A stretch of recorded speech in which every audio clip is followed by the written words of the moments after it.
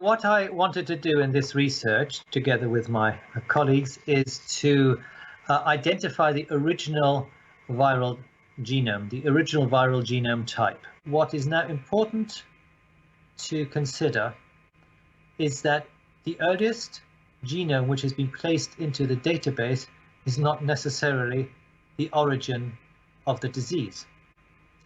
If I had sampled, someone from Scotland and put him in the database first, then obviously it would look as if Scotland was the origin.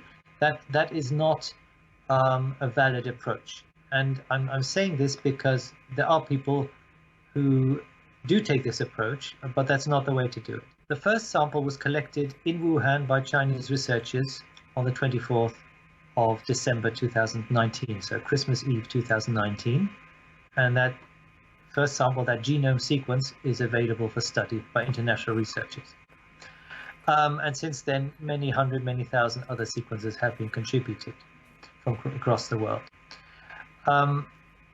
Because we have now in our study in PNAS unraveled the viral tree with the A, B, and C types, we can now do something very neat. We can apply the mutation rate of the virus like a clock to our tree and calculate when the outbreak occurred.